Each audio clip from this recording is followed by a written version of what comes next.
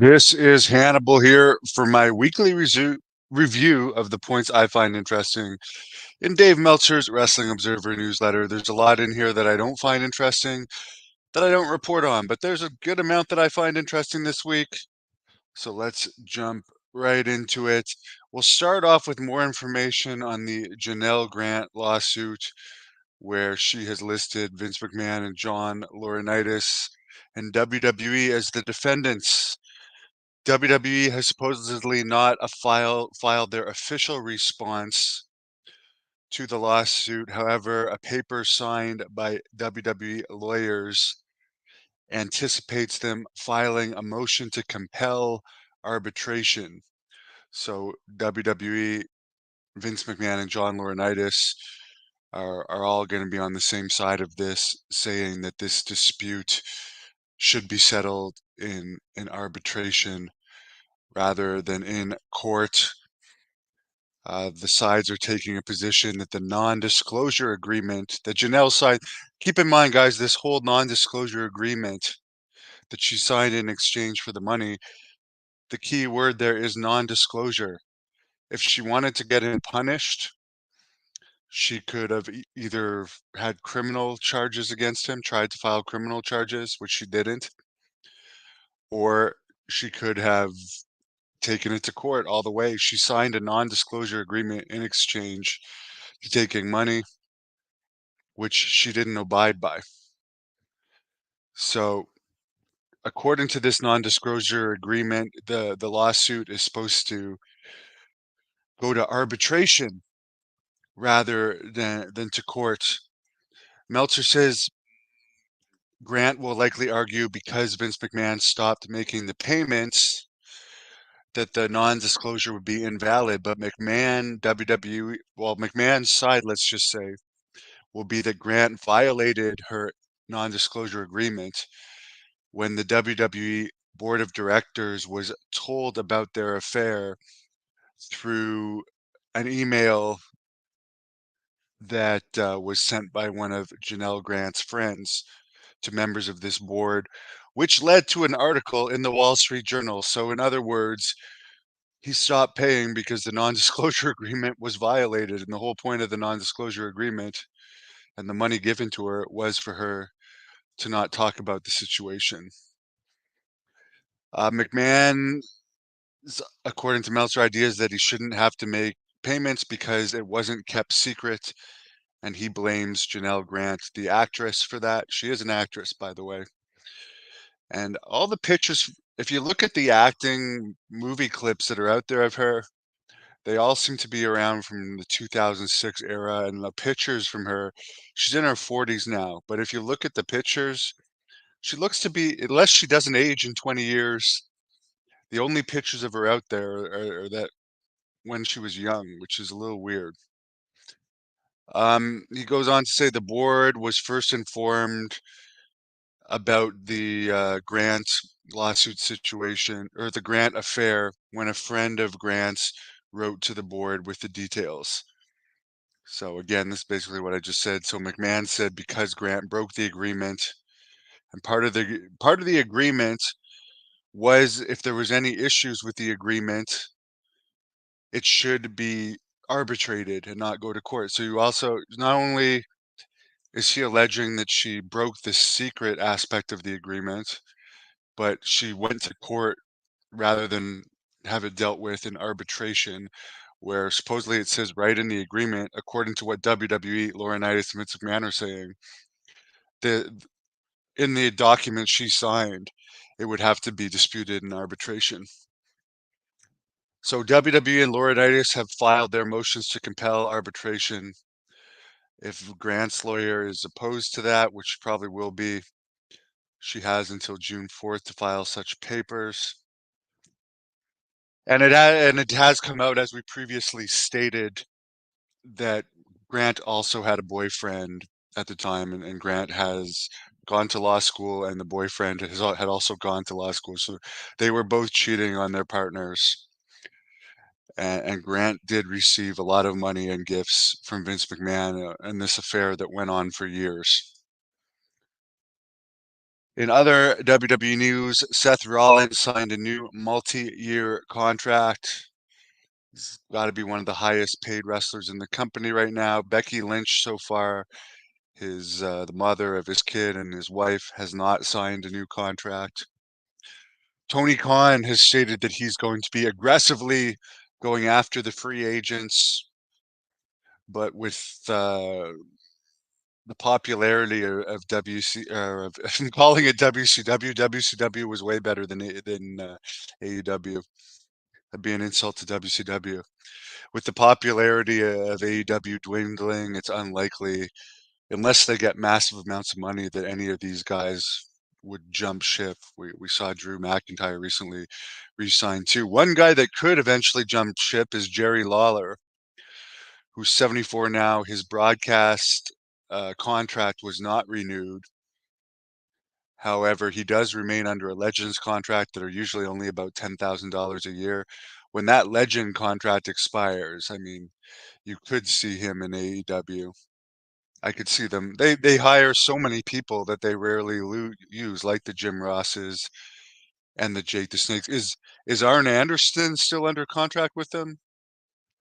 That'd be interesting to know. If anyone knows, put that in the description, because I know they fired his son a while ago, but we never heard anything about if Arn Anderson was actually released or not. All these smart people in wrestling that Tony Khan could be picking their brains, but somebody well with a lot of knowledge in wrestling the other day stated that he is an egomaniac and he refuses to listen to anyone's opinion on the promotion other than the wrestlers that have their own creative control and angles, such as Omega has control over his own angles to an extent, according to reports, Moxley does, and Jericho, etc. Which, by the way, Moxley has been advertised for pretty much all the Canadian shows. I believe he may have wrestled in the Toronto one, but despite being on the poster for every single AEW Canadian show this year, he's only appeared on one of them. They blatantly false advertise Moxley, who I'm not saying that's bad for Moxley. He's my favorite wrestler from AEW right now, but they blatantly false advertise him, which just makes me hate the company, makes me despise the company. WrestleMania 41 was announced for Allegiant Stadium in Las Vegas, April 19th and 20th, 2025. They're getting a large site fee to hold WrestleMania there because I guess Vegas is usually slow Easter weekend. That's why it's going to be, this might be the latest WrestleMania of all time, April 19th and 20th. It was announced during the Kentucky Derby by Rollins and Becky Lynch. Backlash in France, which had ridiculously high ticket prices of $300 for ticket, had 11,628 fans in a 16,000 seat arena. The gate topped 3.2 million. SmackDown the night before, which averaged $200 a ticket in Lyon, France, same arena, had less fans, 11,101 fans. Crazy ticket prices. Uh, Apparently, as far as pay-per-view numbers, the people that actually bought it on pay-per-view was 3,900, by far the lowest in company history. However, most people watch it on Peacock. If I would be interested if they didn't have these, obviously they like these streaming services because they don't actually have to make good quality pay-per-views anymore as far as like main events that people actually care to watch. I don't doubt. I mean, I've wrestled AJ Styles. I pinned him 2 times in one night. He wrestled me for half an hour. He's got to be good to last with me that long. But nobody expected him to beat Cody Rhodes. Nobody. So of course it had the lowest pay-per-view buy rate in company history and the lowest Google searches in company history. Around 100,000 or less for a WWE pay-per-view. So the reason for that, nobody believed AJ was going to win. It's just a pay-per-view that they received a huge amount of money to do. Went to a place that rarely gets wrestling. Who knows when the last time they were there for? They had a crazy hot crowd, but as far as interest from people outside of France, as I said, I have no doubt. I believe John Paz said the match was good, but to me, a good match is a match where you don't know who's going to win. That's why I thought, as much as I'm not a Cody Rhodes fan, I thought that the Cody Rhodes versus Roman Reigns WrestleMania match had interest because no one was really sure who was going to win. But when you like, how can you? We know that no one is going to be a challenger to Cody at all, unless like CM Punk challenges him, or The Rock, or Roman Reigns. There's pretty much three people that could beat Cody. Other than that, there's nobody. There's nobody over to the level of while The Rock and Roman Reigns are in a different category than Cody, but Cody's a strong third. Like they're not going to put the belt on anyone else other than those three anytime soon. UFC, by the way, since they're also owned by TKO, their UFC 301 only did 420,000 Google searches, way more than Backlash, but still low for UFC. Meltzer mentions it was one of the weaker pay-per-view lineups in UFC history. I mean, they also get guaranteed pay-per-view money, so they don't have to like sell the best pay-per-views anymore. So to me, as like a casual MMA fan, I'll watch like the knockouts if they show up in my feed or something, but there's nobody. I mean, I'll watch probably the Conor McGregor fight coming up, but there's no one that I have any interest in watching in MMA these days. WWE cut a bunch of talents last week, most notably Gable Stevenson, Olympic champion, which, funny enough, which shows WWE's business mind. They waited until after the Olympic trials to cut him. Anyone that would think that's just a coincidence has to be very naive. Obviously, one of the worst things that could happen for WWE is if Gable Stevenson won the Olympics again and AEW signed him and he became a star in AEW. But they did try and make him a star in WWE. But you know that you're not going to get over when Baron Corbin, who is not exactly one of the wrestlers the fans like or find good over the years, got cheered like a super baby face when he wrestled baby Cable Stevenson, and Corbin was supposed to be the heel. They tried a bunch of times to use Gable Stevenson, most notably at the 2022 WrestleMania, through an angle with Chad Gable, but it was a flop. So he'll be just fine. He'll go to MMA, and supposedly there's some NFL teams interested in him. He still has a year left of college eligibility, so he could play football or wrestle again next year. He'll only be 28 when the 2028 Olympics take place, so he could also do that. Supposedly, he's been training in MMA with Robbie Lawler, according to Ariel Hawani. Drew Gulak, a nobody that's most known for allegedly touching Ronda Rousey's drawstring, had a job making supposedly over 250,000 a year because it was said he was paid more than any NXT talent. He had a job for like 7 or 8 years, was never over. He's released.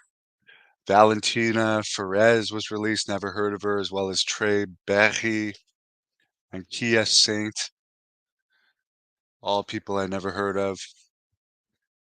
WWE and USA Network reached an agreement to air Raw from October to December of this year for $25 million, which is a good deal considering for next year they're paying $287 million to have SmackDown on their channel, $287 million per year. A lot of money. But again, it's only 3 months and then Raw moves to Netflix. SmackDown will also be on Netflix in Canada and every other country, from what I understand. It's just in the US where it's going to be on USA. There was a $335 million settlement from TKO in the Chung Lee UFC concussions related case. The fighters will get an average of 140,000 each. They could have had a much worse verdict in court than just paying that, so apparently TKO is happy with that, but they're not really changing anything for the fighters. The $50,000 bonuses that have been there since like 2008, despite inflation, the bonuses are still 50,000. UFC is and WWE, I mean, they're owned by the same people. They're cutthroat business people. It's all about profits. Apparently, the Clash in the Castle upcoming pay-per-view in Glasgow, Scotland, only has 9,800 tickets sold, which you would think they would sell a lot more than that, doing a pay-per-view there, but nope. They did do some good numbers for the recent European tour. April 17th in Birmingham, United Kingdom, 13,000 for $887,000 gate. April 18th in Cardiff, Wales, 4,744 fans. Then this huge one, April 19th in London, 16,342 fans. There was also a house show in Provence, France. I really want to go to France. That might be one of my first trips when I start doing travel blogs. Um, the food and the scenery and the women there, it's quite enticing. They only drew 5,500 to the house show in Provence. May 6th, WWE Raw in Hartford, Connecticut, 9,400. AEW had one of their best crowds in a long time in the wrestling hotbed of Edmonton, Alberta. The same arena where I wrestled hide and right on SmackDown before, 14,000 fans, which is almost triple what they had for Dynamite, 4,572. Sky Blue was offended by some comments that one of the fans said during her match. He was kicked out as well as his kid. Apparently, regarding the AEW Dynasty pay-per-view that featured Danielson versus Ospreay, it was down 40%, over 40% from the Revolution pay-per-view. They have an upcoming event, Collision taping in Iowa, that has less than 1,000 tickets out, only 931 tickets out, which is pretty bad. They've been false advertising a lot lately. They false advertised Will Ospreay, John Moxley, Julia Hart, and Daniel Garcia for the Edmonton show. Someone told me the previous week, which I did get confirmation on, they also false advertised Moxley and Ospreay for the Winnipeg show. They don't give a frig who they say. Let's just throw all these people on the poster. We have no intention of bringing them. We're a rich company. These people are under contract, but we're just going to put them on the poster, and no one's going to say anything if they don't come, and nobody is saying anything but me. I don't know. For me as a fan, if I see someone on the poster and there's like no mention at all of why they're not on the show, like for Moxley, they advertise them for London, Ottawa, Quebec City, Winnipeg, and Edmonton. That's 5 shows they advertised him for that he wasn't on. You cannot tell me that this is just unintentional. I mean, to me, that really annoys me. Japanese wrestling business is not doing well right now. They had a show May 6th in Budokan Hall that featured wrestlers from New Japan, Pro Wrestling Noah, DDT, AEW, Stardom, Big Japan, and Dragon's Gate, and drew just over 4,000 fans, which is horrible. In fact, wrestling is much more popular in Mexico right now. The May 3rd CMLL show, which was just a regular show at Arena Mexico, drew over 10,000 fans. TNA did some shows in Albany, New York, which were papered as usual. 450 approximate fans for the first night, 300 for the second night. MMA news, UFC 301. The prelims did a 0.33 rating, and the early prelims did a 0.25 rating.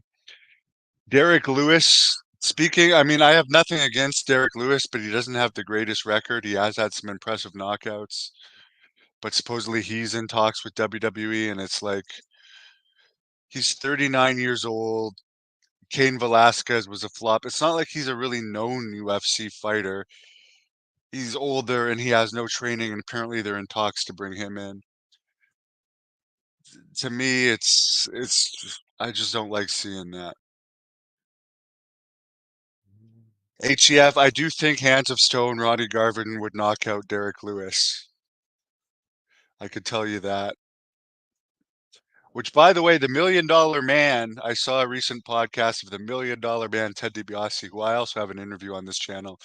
He said Ronnie Garvin was an underrated worker and WWE blew it by giving him that referee's gimmick when he had his WWE run. Neil's son, Tony collecting his toys. Yes, he collects toys, and there's a lot of these toys that he doesn't even use. He just likes to say, "Oh, I got all these wrestlers under contract." But good for the wrestlers. Honestly, good for the wrestlers. There's good things about AEW and there's bad things. And some of the bad things, I mean, by the way, they only did a 0.24 this rating this week. Okay, so they've been doing 0.23, 0.24s lately.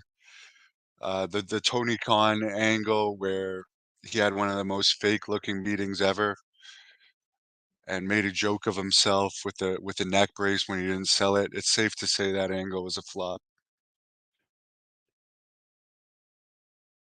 Someone talks about WrestleMania 3. Yes, that was one of my favorite WrestleManias. Thank you, Benjamin. AEW has not made a profit yet. In fact, according to Brandon Thurston Neal, they lost 34 million last year. That's just a write-off to these billionaires. Grandma Daisy, I'll ask John about that. But he did give me an interview. John, I got a bunch of interviews from him this week. Posted one with Harley Race. There's one with Virgil. There's one with Cody Rhodes that I'll post today. And Butcher Vachon just before he died, which he does not sound good in there. Can we have Braun Breaker in the main events yet? You know, I would have honestly kept the belt on Roman and made Braun Breaker the champion eventually. Maybe had Roman win at WrestleMania, give everyone a surprise because everyone knew Cody was going to win. Then work towards Braun Breaker at WrestleMania against Cody or against Reigns next year, but looks like it's going to be The Rock versus Cody next year. Braun Breaker has the best upside of anyone in WWE. Piper's doing great. Trade by Sin. Your comments not coming up. I'll blame that on the Rogers Wi-Fi. Rogers internet is really bad. I wouldn't recommend it to people. Horrible connection issues. Sorry, guys. I'm trying to get your comment up, Betrayed by Sin, but it's not coming up. Please give this video a thumbs up. If there's more news later, I'll get it to you. And as I said, I'll post that that Cody Rhodes interview with John Paz later tonight. Thank you for watching the Hannibal TV. Please help me out and like this video, then click the subscribe and get notifications buttons so you don't miss any of my latest shoot interviews, match videos,